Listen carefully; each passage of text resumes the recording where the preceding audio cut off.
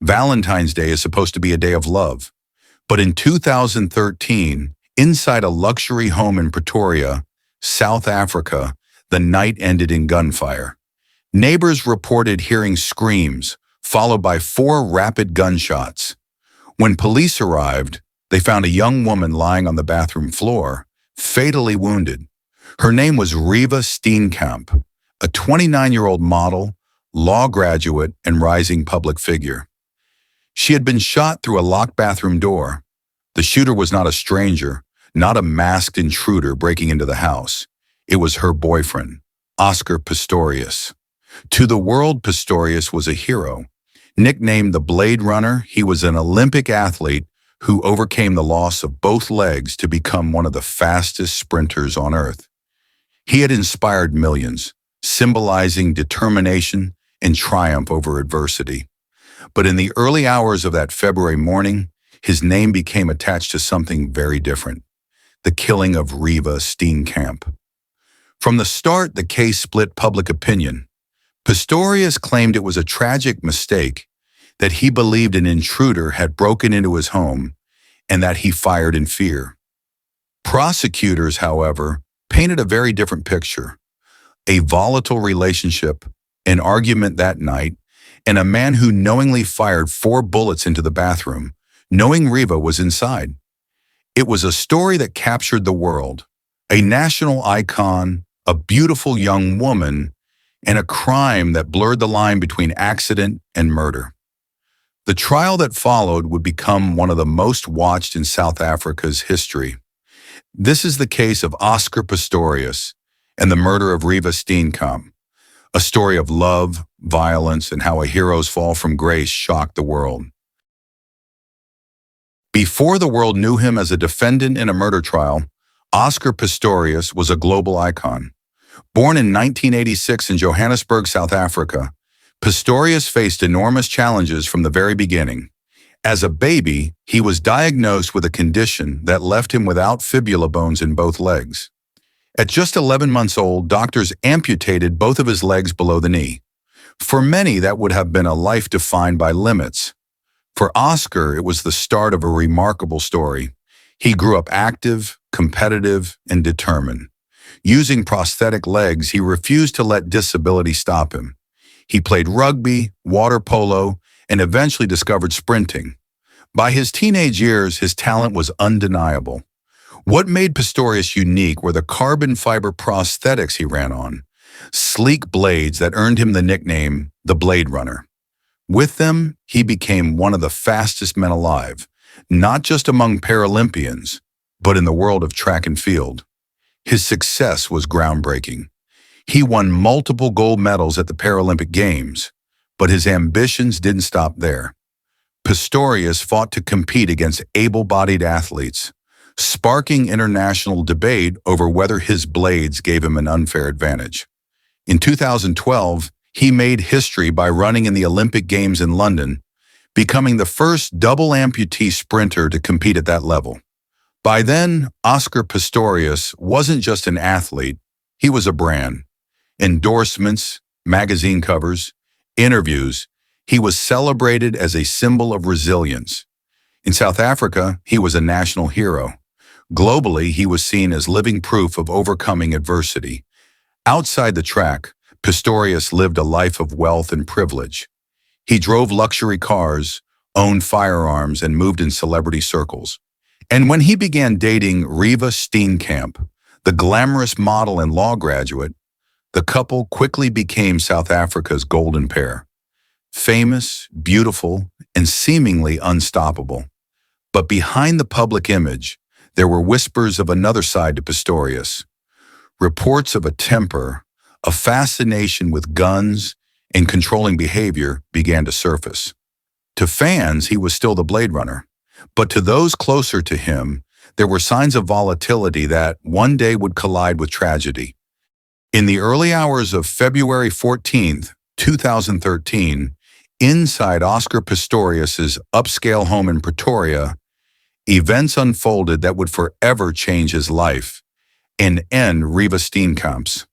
According to Pistorius, he and Reeva had gone to bed as usual. Sometime after 3 a.m., he claimed he woke to a noise in the bathroom. Believing an intruder had broken in, he reached for his 9mm pistol, which he kept close by. On his stumps, without his prosthetic legs, he approached the locked bathroom door. What happened next was at the heart of the trial. Pistorius said he fired 4 shots through the closed door, acting out of fear, convinced that a burglar was hiding inside. When he broke down the door afterward, he discovered Reeva. She had been inside the bathroom the entire time. Reeva was hit multiple times. 1 bullet struck her head, another her arm, another her hip. The injuries were devastating. Paramedics called to the scene could do nothing. By the time help arrived, she was gone. From the very beginning, there were 2 versions of the story. Pistorius maintained it was a tragic accident, an act of misidentification in a country where violent break-ins were a real fear. Prosecutors, however, argued it was something much darker, that Oscar and Reeva had argued that night, and in a fit of rage, he deliberately fired knowing she was behind the door. Neighbors reported hearing shouting before the shots. Others said they heard a woman's screams just before gunfire echoed through the night. These details became crucial, pointing either to an accident born of panic or a premeditated act of violence. By sunrise, the home that had once been a symbol of fame and luxury was now a crime scene. Police took Pistorius into custody that same day. The world quickly learned that one of its most celebrated athletes had shot and killed his girlfriend on Valentine's Day. From the moment police arrived at Oscar Pistorius' home, it was clear this was not going to be a simple case. The question was never if he pulled the trigger. He admitted that himself. The question was why. Forensic experts began piecing the scene together. 4 bullets had been fired through the locked bathroom door. The trajectory showed that Oscar was standing low to the ground when he shot. Consistent with his claim that he wasn't wearing his prosthetic legs, but the angles also revealed how precise the shots were. They weren't wild or random. Each hit the small space where Reeva was standing. Reeva's injuries told their own story. A gunshot to the head, another to the arm, 1 to the hip. Wounds that suggested deliberate aiming rather than panic firing. For prosecutors, this detail supported their claim that Pistorius knew who was behind the door. Investigators also uncovered troubling evidence in the couple's relationship. Phone records revealed text messages between Oscar and Reeva in the weeks before her death. In one, she wrote, "I'm scared of you sometimes and how you snap at me." These messages painted a picture of tension, jealousy, and arguments, undermining Oscar's claim that everything was calm that night. Neighbors became key witnesses. Several reported hearing shouting before the shots rang out. Some insisted they heard a woman's screams, followed by gunfire.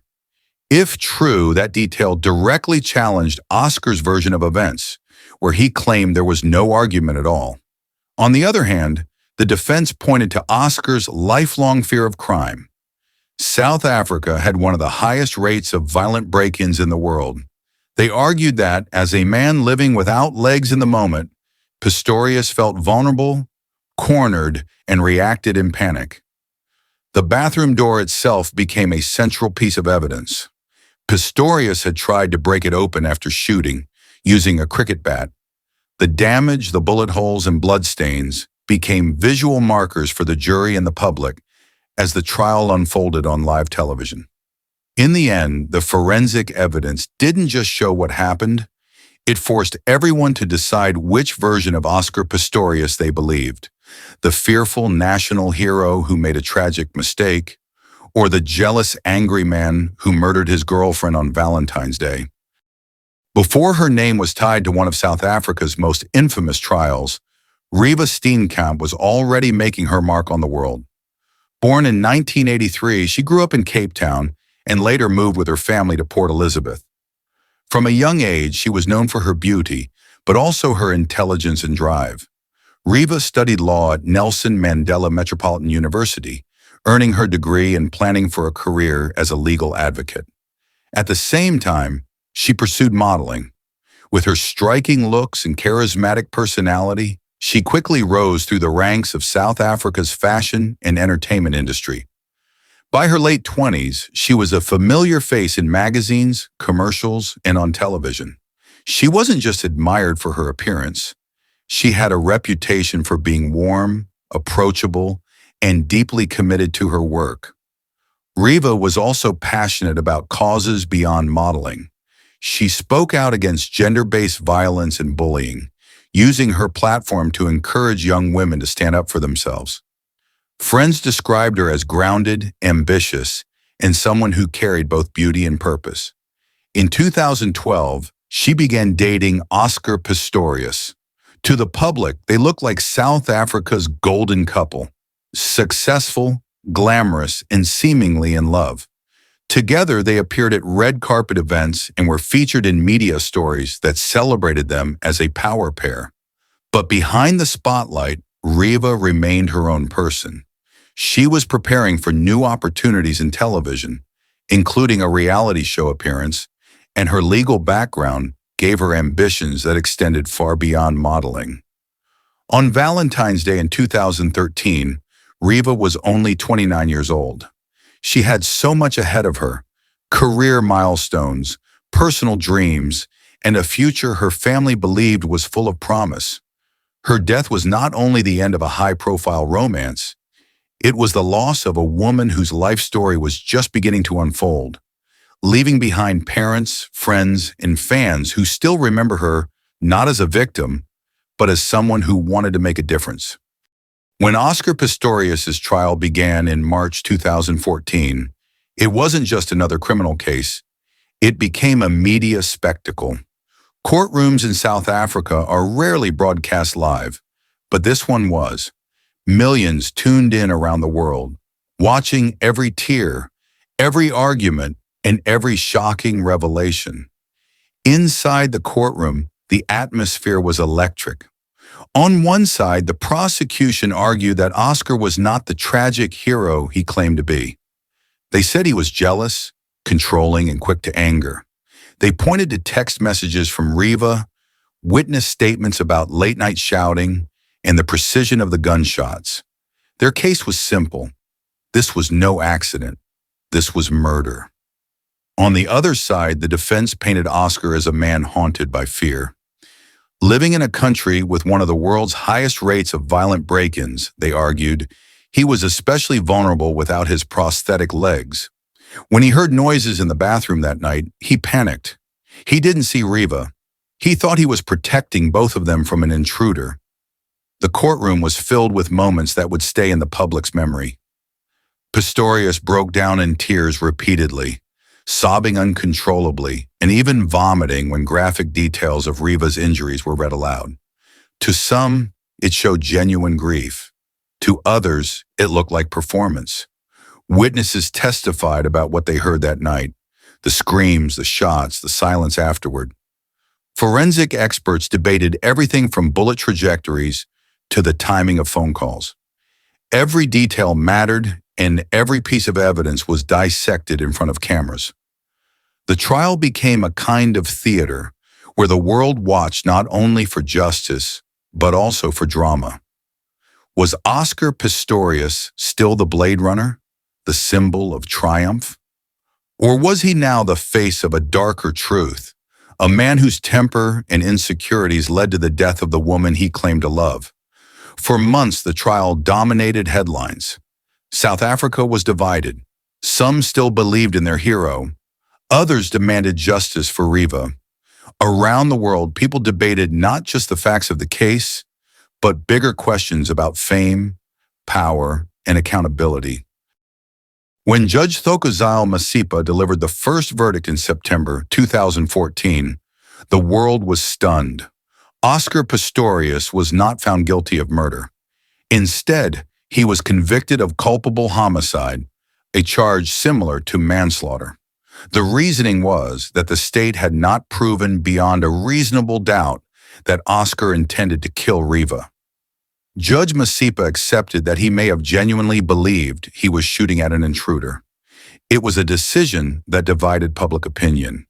To many, it felt like justice denied. To others, it showed the court was cautious in weighing evidence. Oscar was sentenced to 5 years in prison, but almost immediately prosecutors filed an appeal. They argued that the verdict ignored key evidence, including witness testimony and the deliberate nature of the shots. The case went to South Africa's Supreme Court of Appeal. In 2015, the appellate court overturned the earlier decision. They ruled that Pistorius should have foreseen the deadly consequences of firing 4 bullets into a small bathroom. The charge was upgraded to murder. After a series of legal back and forths, in 2017, Pistorius' sentence was increased to 13 years and 5 months in prison. It was a dramatic reversal, turning what was once a lenient judgment into a sentence that matched the seriousness of the crime. Over time, the case faded from headlines, but it never disappeared entirely. Each parole hearing reignited debate. In late 2023, after serving more than half of his sentence, Oscar Pistorius was granted parole, allowing him to leave prison under strict supervision. For Reeva's family, the outcome was bittersweet. They had fought for years to see the conviction upgraded to murder, but no sentence could ever bring their daughter back. For the world, the final verdict represented closure on one of the most watched trials of the decade. The hero known as the Blade Runner was no longer remembered for Olympic glory, but for the crime that took everything away from him and from Reeva Steenkamp. The case of Oscar Pistorius and Reeva Steenkamp is more than just a courtroom drama. It's a story that shook an entire nation and captivated the world. For South Africa, Pistorius had once symbolized hope. He was proof that determination could overcome even the harshest obstacles. His rise from a double amputee child to an Olympic athlete made him an international icon. But that image shattered the moment Reeva was killed. The hero narrative gave way to something darker, a cautionary tale about anger, control, and the fragility of public image. For Reeva's family, the impact was deeply personal. They lost a daughter, a sister, and a friend. Her dreams of building a career in law, her growing platform as a model, and her advocacy for women's rights, all of it was cut short. In interviews, her parents often say that while the trial brought justice, nothing could ever replace the life that was stolen. The case also forced South Africa to confront uncomfortable truths about gun culture, about domestic violence, and about how fame and wealth can shape public perception of justice. To this day, debates continue about whether Pistorius' punishment truly fit the crime and whether the justice system treated him differently because of who he was. Globally, the story remains one of the most infamous true crime cases of the 21st century. It blurred the line between celebrity and criminal, between triumph and tragedy, and it reminded the world that even the brightest icons can fall. In the end, the legacy of this case is not just about Oscar Pistorius, but about Reeva Steenkamp, the young woman whose life was cut short on Valentine's Day. Her memory is what lingers, a reminder of the cost of violence and the voices that must continue to be heard long after the cameras fade. This is the story of a champion's downfall, a family's grief, and a tragedy that will never be forgotten. What do you think? Was this truly a tragic mistake, or was it murder all along? Do you believe Oscar Pistorius has served enough time, or should justice have gone further? Share your thoughts in the comments below. I really want to hear your perspective on this case. And if you found this breakdown helpful, make sure to hit that like button and subscribe for more deep dive true crime stories from around the world. Don't forget to turn on the notification bell so you never miss the next case. Because behind every headline is a story worth remembering, and together we'll keep uncovering them.